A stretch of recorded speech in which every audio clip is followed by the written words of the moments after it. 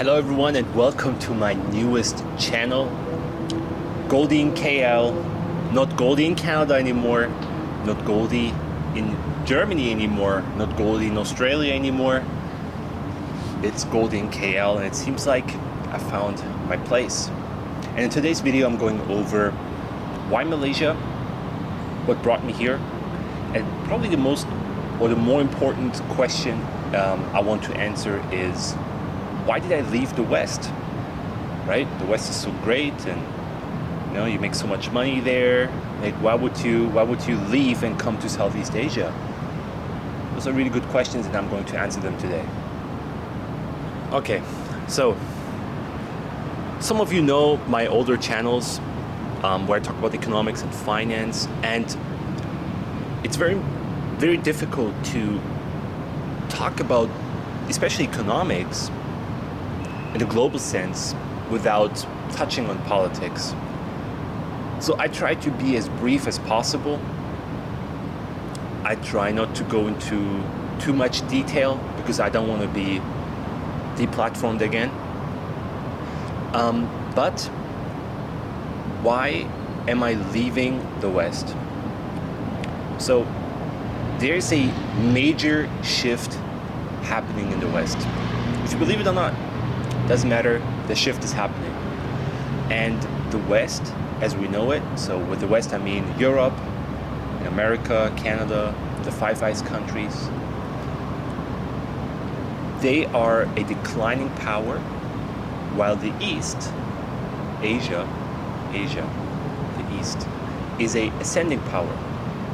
And for the vast majority of time in our history, when there was a declining empire or declining power, the ascending power always came out on the top at the end. Usually there was a huge conflict between, because no one just loses power without, no one just goes out quietly, right? I hope that's not gonna happen. It seems less and less likely though. It seems more like it will happen at some point in the near future.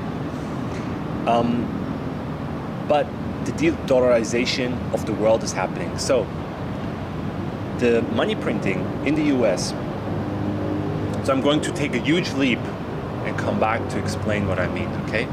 But the money printing in the US is reaching right now, as of 2024, World War II levels. They're printing money like there's no tomorrow. Deficits are running almost new all-time highs. We're reaching almost new all-time highs in money printing.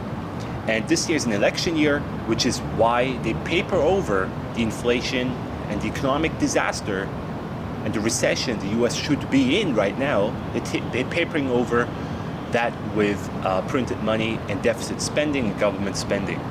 So compared to other countries, the US is able to print a lot of money without causing a lot of domestic inflation, because the US dollar is a global currency.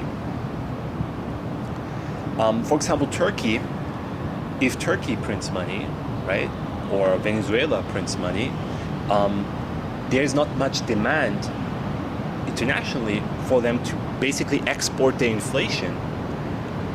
So the inflation has to be absorbed by their own people domestically. The US has the privilege to export the inflation elsewhere.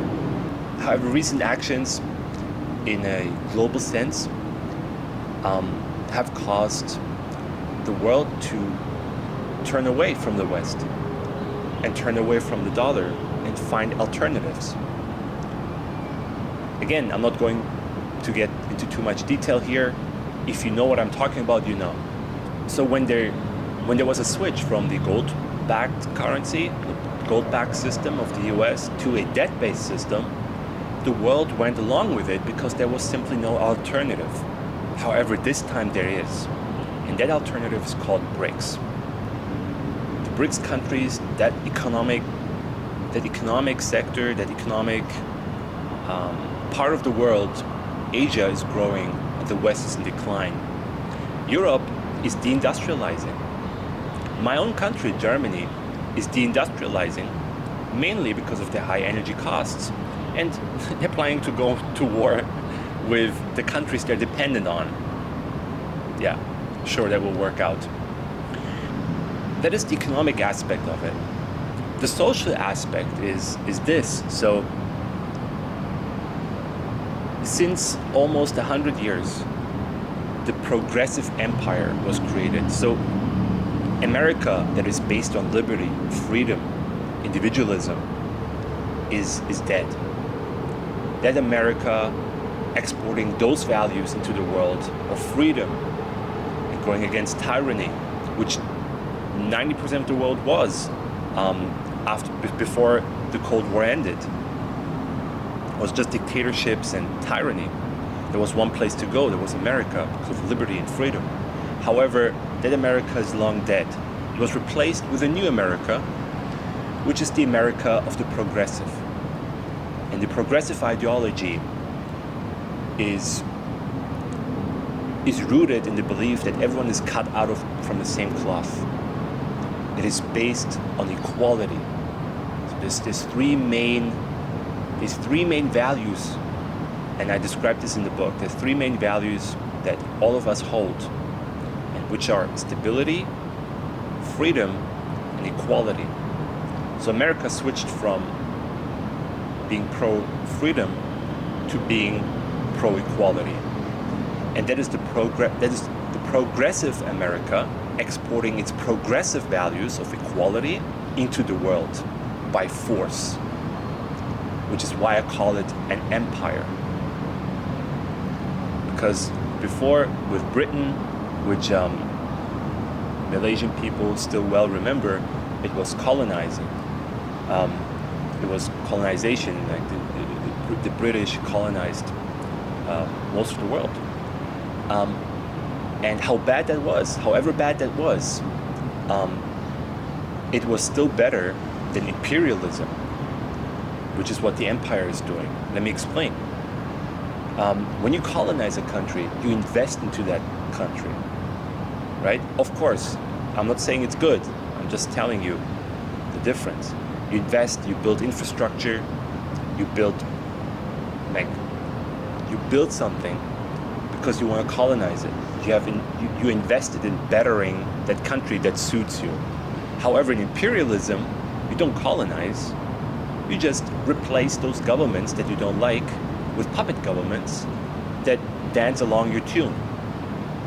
And if they go against you, you destroy them. And it is basically what has been happening with the US dollar, with progressive values, with the progressive empire of America enslaving the entire world, holding it under its thumb, spreading progressive values. Again, I'm not going into too much detail. You know what they are. Equality, right? To the world. And that society, like 100 years forward, that society we find ourselves in right now, which is progressive, those values are values that I don't hold. Those are values that I don't want my children to grow up in. It's a society that I don't want my children to grow up in. And I'm not even talking about the economic crisis the West is going into. I'm not even talking about the immigration crisis in Europe, the deindustrialization. I'm not even talking about all the societal collapse that is actually happening right now, in slow motion, in the West. That's just not an environment that I want to find myself when it's too late. So when you have a crisis and when you have people, like when you have a crisis, you really want to make sure. So before the crisis happens, before the hyperinflation hits, before the world dumps the dollar, they don't even have to dump the dollar completely. They just have to rebalance their balance sheets and just add another currency. Like, let's say a country has 70% of their reserves in dollars. And now they want to only hold 30% of the reserves in dollars, right? So those dollars now that are just frozen there in government bonds that are not in the economy are suddenly going to be flooded into the economy, and they're going to come flooding back into the US and cause horrible inflation, possibly hyperinflation. Inflation will be at least double, in the double digits. At the least, it will be in the double digits, 20, 30%. And I know many people of you disagree because your lives are not much affected by the events and the doings of the West yet. Your NPC lives are just still going on. You know, there's inflation here and there. Things are not perfect. So it doesn't affect your life yet. But when the pain of inaction exceeds the pain to do something, and when you're finally ready to do something, it's going to be too late. So what can you do? How can you protect yourself from an economic disaster, basically, which is what we're heading to in the West, in the euro-dollar system, the dollar-euro system? What you can do is not be there. When that happens, not be there and be stuck with small children and your job and whatever. And you preferably want to leave while still having something. Like, you know, you still have your business that you can carry over. You still have something that you can bring with you. You really want to make sure you can leave with your clothes on your back, at least. And that's what I did. I wanted to position myself and my family strategically to be in a place that has a future of growth, that has a future at all. At the very end, you know, it doesn't matter where you are. At the end, things will be good. I'm very positive about the future. However, what is in between the bad times, before we have the good times again, what's in between is what scares me, and that's the time where I don't want to be in Europe or in the West. Which is why I chose Asia. So where in Asia should I go? So I talk about this in my book, Awakening by Goldie Lion. Check it out, the link is in my bio. But you have to really know what your values are. And in my book, I talk about this to help you to find what your values are. You have to understand what those values are, where human values come from, and then you have to know what your values are to make good decisions in your life, to make decisions which align with your values. And I'm a libertarian. I'm a minarchist. I love freedom, and I hold freedom above all. That is my value. I would go till the very end to protect my freedom. I do value stability to some degree, but what I value the least is equality. So what is the freest economy? And probably the most libertarian economy out there that is possible. I'm not talking about hypotheticals. I'm talking about real world examples.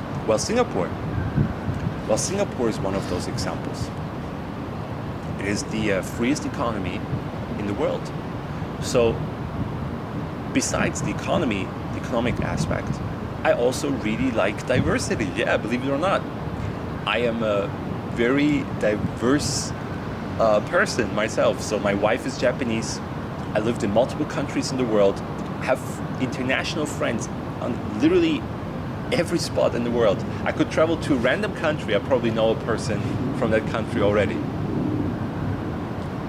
And I love food. I love to learn about cultures. I love learning in general. I love opening my horizon. I love trying new things. So I was like, yeah, Singapore is the place. Shortly after, I got a job offer to Dubai, which is also great. Dubai is basically the Singapore of the Middle East.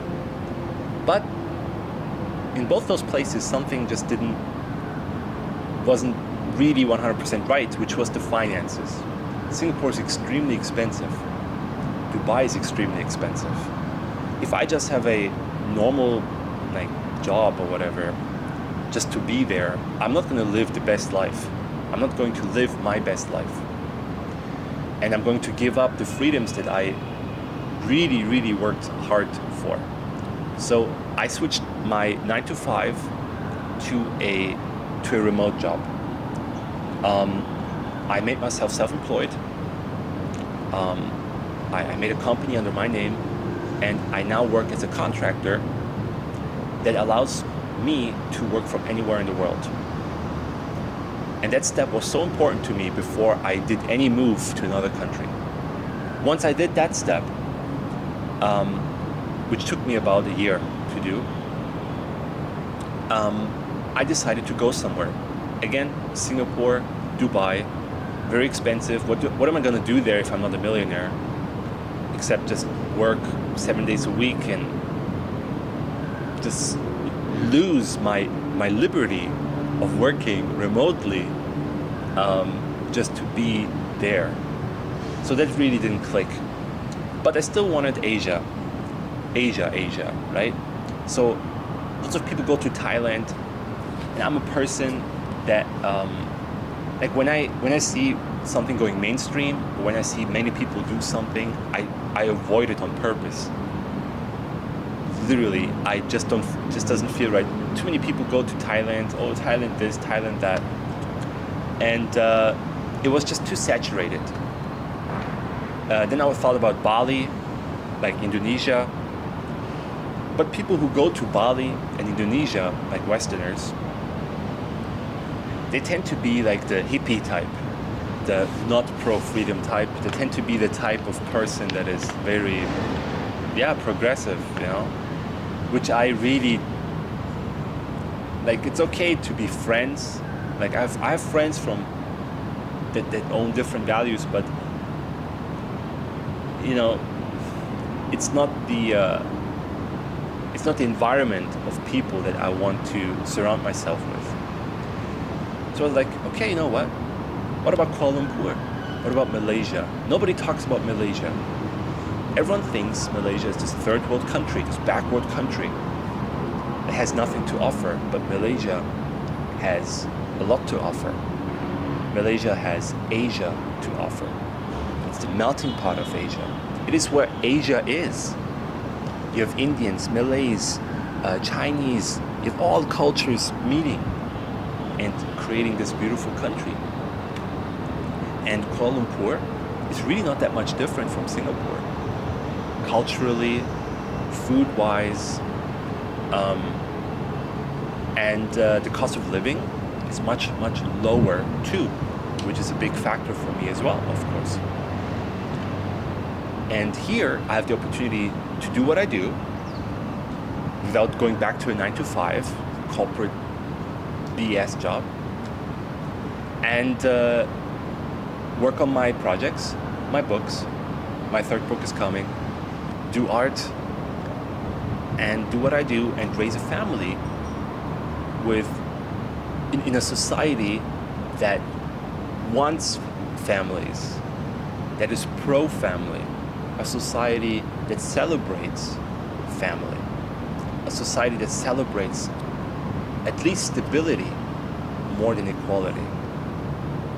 And again, this part of the world is very, very interesting because for the past 60 years, even though they have this many ethnicities, this many cultures clashing at each other, for the past 60 years there was no major war in this area, in this region of the world, which is actually amazing if you think about it. Because what communists do, Marxism is, and how they destroy societies from within is they do different types of warfare. So gender warfare, racial warfare, poor versus rich. They look at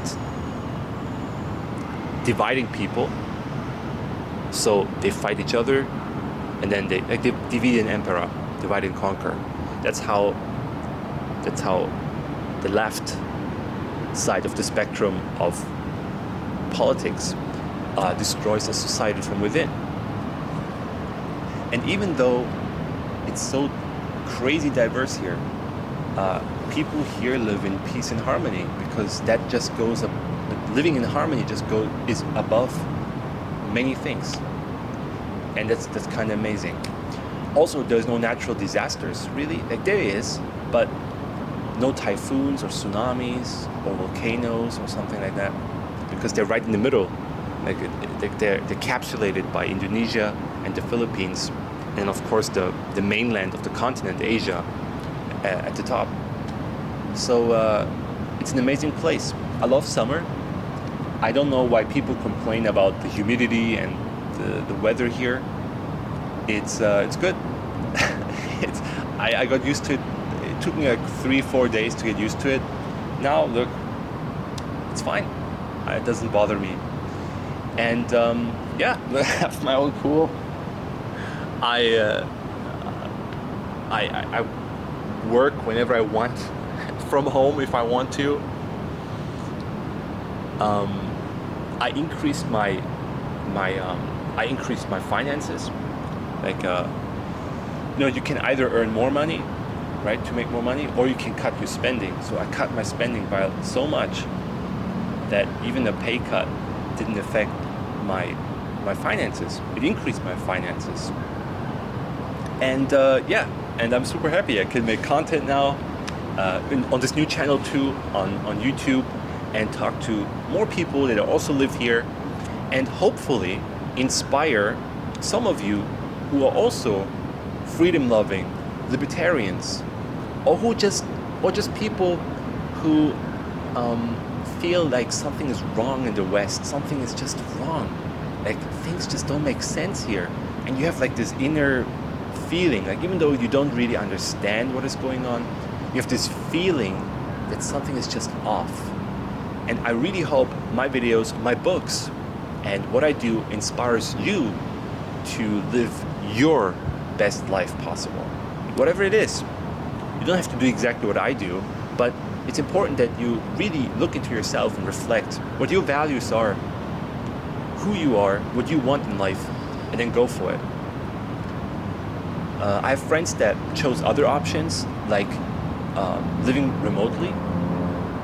So they live, of course, away from the cities.